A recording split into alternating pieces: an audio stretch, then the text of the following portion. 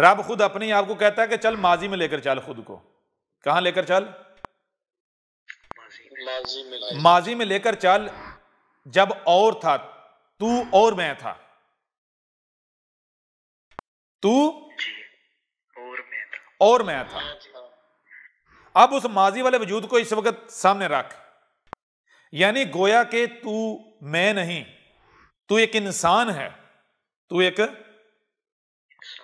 इंसान है। और इस वक्त क्या मनाजर देख रहा है? वो जो मौलवी लंगड़ा था वो मरा। वो कैसे मरा? वो कत्ल हुआ, वो आपको पता है जी? उसको स्लो पॉइजन से मारा गया, ठीक है जी। अब वो मरा है और उसका जनाजा होता है बहुत बड़ा। तो रब कहता है बतौर इंसान जरा देख ये क्या है। तो आगे से इंसान बैठकर ये कहने पर मजबूर हो जाता है कि ए रब ये माजरा क्या है, ये माजरा क्या है। तो आगे से रब कहता है, पूछता है, तू ये बता ये कह क्या रहे हैं, ये क्या रहे हैं। तो आगे से फिर वो जो इंसान है वो ये कह रहा है कि ए रब ये तो ये कह रहे हैं मन सब्बा नबीयन फक्तलूहु, मन सब्बा नबीयन फक्तलूहु। क्या कह रहे हैं? मन सब्बा नबीयन, मन जिसने भी सब्बा बुरा कहा, गाली दी, कज़्ज़ाब कहा, ठीक है, सिर्फ मैं जबान की बात हो रही, अमल दूर की बात है, अमल दूर की बात है। यहां तक कि अगर जबान से भी ये कहा ना, यानी गाली दी, बुरा कहा, कोई तोहमत लगाई, कोई मलामत की, तो उसकी सजा। और किस पर? नबीयन, लफ्ज नबी के ऊपर दो जबरें, यानी जो नबीयीन होते हैं ना, नबियों के पीछे से पीछे जो सबसे पीछे नबी होता है, कौन सा होता है? रसूल। रब खुद जब जलाल मुबीन होती हैं तो रसूल आता है। कौन होता है? खातमन नबीयीन जो होता है, नबीयन, जो जितने नबी हैं उनके पीछे पीछे जाएं।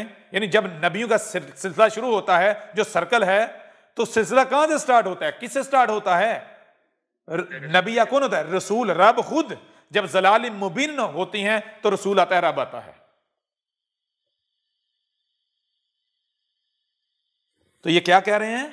मन सब्बा नबीयन, यानी जिसने रसूल को, जो खातमुन नबीयीन होता है, जब जलाल मुबीन होती हैं तब आता है। यानी ईसा जिसका वादा किया था, जिसने आना था, जिसने उसको गाली दी, उसके ऊपर तोहमत लगाई, मलामत की, उसको बुरा कहा, उसकी सजा क्या है? उसको कत्ल कर दो।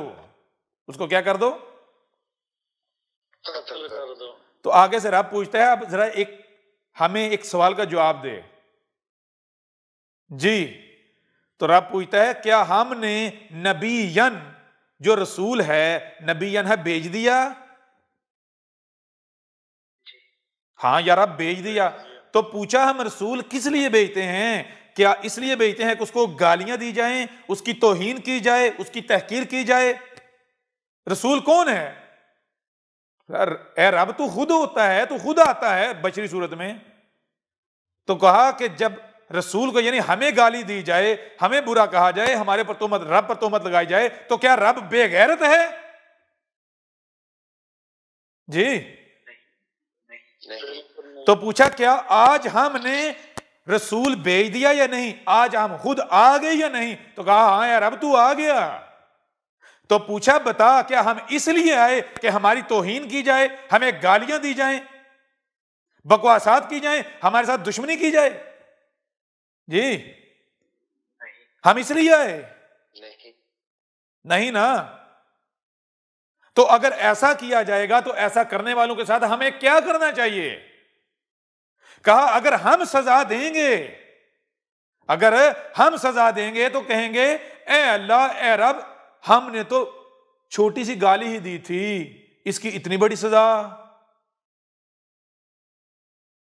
जी? अगर हम सजा देंगे तो ये चीख उठेंगे कि ये बहुत बड़ी सजा है, तू जालिम है। तो ये माजरा ये है, हमने रसूल भेजा और इन्होंने क्या किया कि हमने रसूल इसलिए भेजा कि इसकी तौहीन की जाए, इसको गालियां दी जाए, तोहमतें मलामतें, गैरत को ललकारा जाए।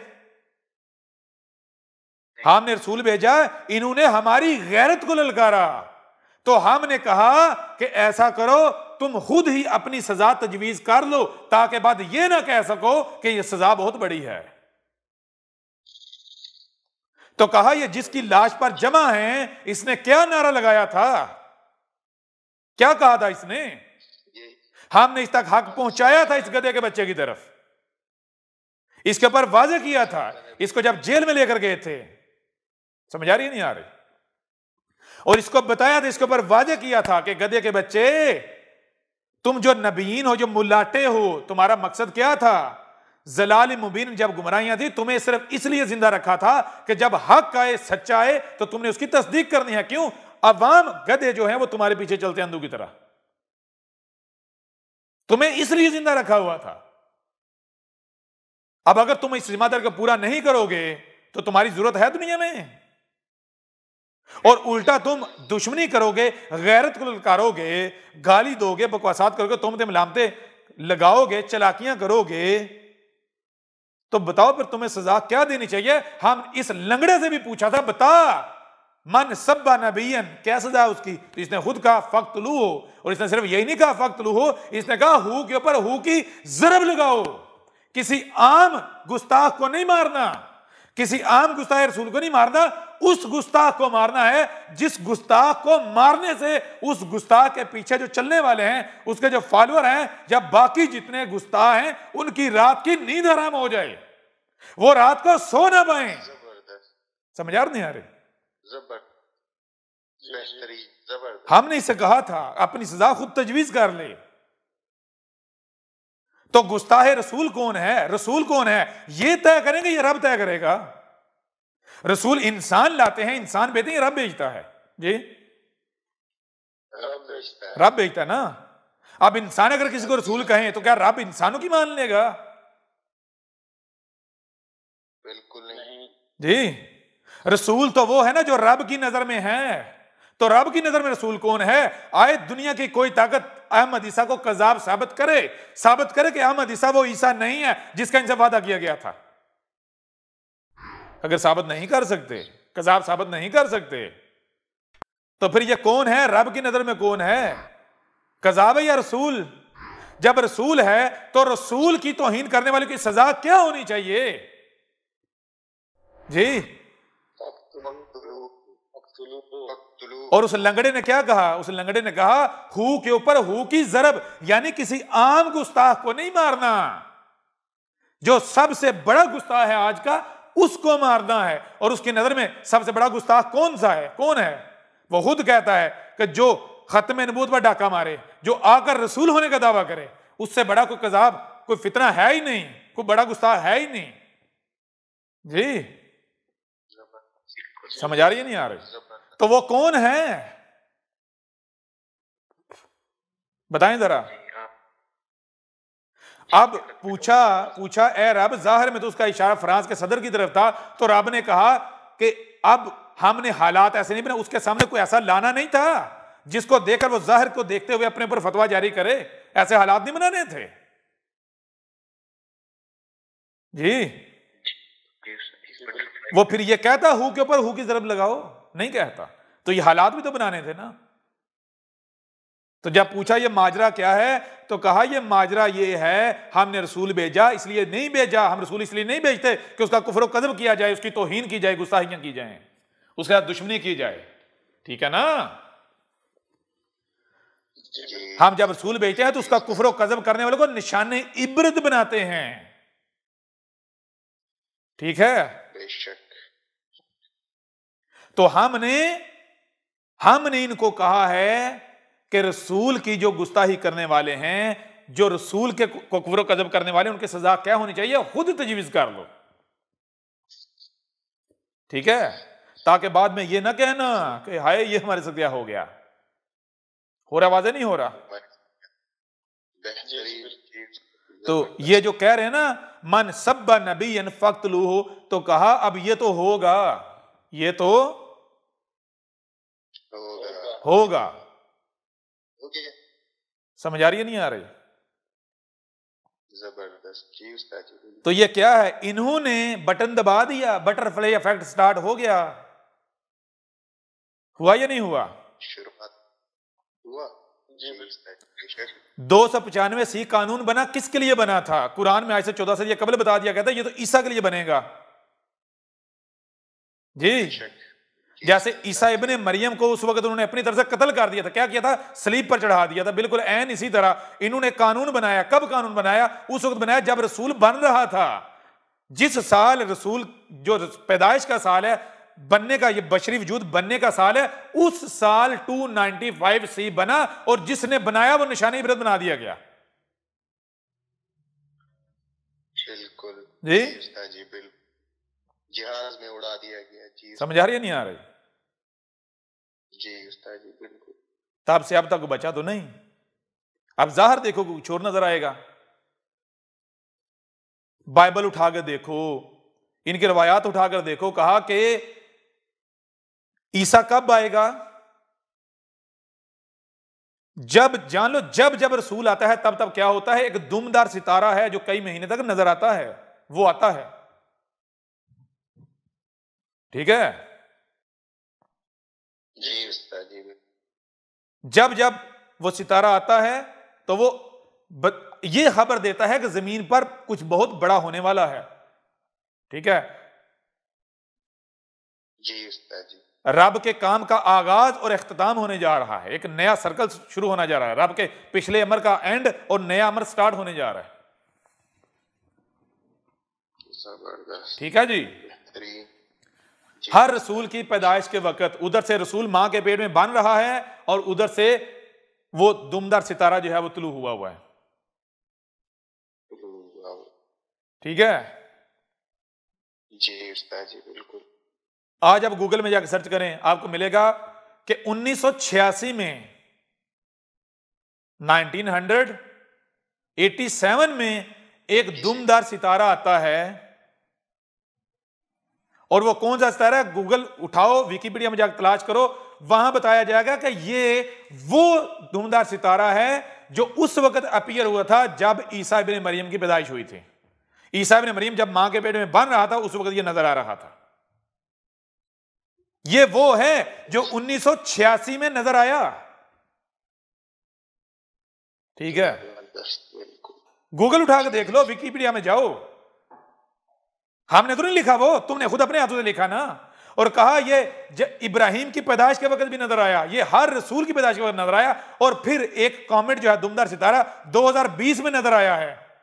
और कहा ये वो सितारा है जो तब तब नजर आया जब जब लोगों, रब ने उन कौमों को हलाक किया जिन्होंने रसूल का कुफ्र कज़ब किया। जब कौम नूह पर अजाब आया उस वक्त भी अपीयर हुआ। समझ आ रही नहीं आ रही? जब ईसा इब्ने मरियम को सलीब पर चढ़ाया गया उस वक्त, जब आले फिरौन को गर्क किया गया उस वक्त भी, जब कौमे आद और कौमे सबूत उन कौमों को हलाक किया उस वक्त भी नजर आया। और वो जो दुमदार सितारा है वो कब नजर आता है? 2020 में। समझ आ रही है नहीं आ रही? जबरदस्त जी उस्ताद जी बिल्कुल, अपने हाथों से लिखा है। गौर करने वाली बात है, 2020 में ही क्यों, 1986 में ही क्यों? बात समझ आ रही है? भी नहीं आ रही? बेहतरीन जी उस्ताद जी, सबूत है। तो रब आगे से कह रहा है कि ये क्या माजरा है? ये माजरा है जो दिखा रहे हैं। रब कह रहे हैं कि इनसे ये पूछो कि तुम किसी एक जरिए से, किसी एक तरह से साबित कर दो कि ये हमारा भेजा हुआ नहीं है, ये कज़ाब है। किसी एक जरिए से साबित कर दो जी, किसी एक पहलू से साबित कर दो। और जो तुम जिस पहलू से भी देखोगे, गौर करोगे, देखोगे, तुम्हारे सामने यही आएगा कि ये तुम्हारे रब का भेजा हुआ है, ये तुम्हारा रब है हर तरफ से। और तुम लोग क्या कर रहे हो? अहमद ईसा की गुस्ताही नहीं कर रहे आप मुल्लाटो है, मुसलमानों, मुसलमाटो जी। बिल्कुल। तो जो रसूल की गुस्ताही करे, तौहीन करे, रब की गैरत को ललकारे, तो रब क्या बेगैरत है? रब ने छोड़ेगा? तो रब ने कहा खुद अपनी सजा तजवीज कर लो, अपनी सजा खुद तजवीज कर लो। तो वो सब कह रहे हैं मन सब्बा नबीयन फक्तुलूहु, मन सब्बा नबीयन फक्त। और गधे के बच्चे देख ही नहीं रहे आगे लाश किसकी पड़ी हुई है। उसने भी यही नारा लगाया, उसने भी यही नारा लगाया जी। और उसने सिर्फ ये नहीं नारा लगाया, उसने कहा हु के ऊपर हु की ज़रब लगाओ। तो रब ने कहा ठीक है, जो सबसे बड़ा गुस्ताख है, गुस्ताखों में जो सबसे बड़ा गुस्ताख है, हम उसे ही मारेंगे। उस गुस्ताख को मारेंगे जिसको मारने से बाकी जितने गुस्ताख हैं उनको रात को नींद ना आए, सो ना सकें। तो बताएं कौन मरा और किसके मरने से कौन है जिनकी नींद हराम होगी, सो ही नहीं पाए। और मरा भी शाम के वक्त, रात को नहीं सो पाए। होता दिन को मरता, दिन को गम थोड़ा कम होता, रात को सुकून से सोते जी। जबरदस्त। आ रही समझ या नहीं आ रही? यह है बटरफ्लाई इफेक्ट। ओ भाई हमें कुछ करने की जरूरत है? हमने तो वो जो पहले दिन किया था वो कर दिया, वहीं से स्टार्ट हो गया बटरफ्लाई इफेक्ट। और जो भी आता है दुश्मन आए, मैदान में आए, कहा तो है कहां से पकड़ेंगे तुम सोच भी नहीं सकते। अहमद ईसा कौन है? क्या आप अहमद ईसा को जानते हैं? अहमद ईसा वो है जिसने उन बातों पर से पर्दा उठाया है जिस पर आज हर कोई इख्तलाफ कर रहा है। हक और बातिल की पहचान अब इंतहाई आसान। आज ही अल किताब को डाउनलोड करें। मजीद वीडियोस के लिए अहमद ईसा के YouTube चैनल को विजिट करें और चैनल को सब्सक्राइब करना मत भूलिएगा।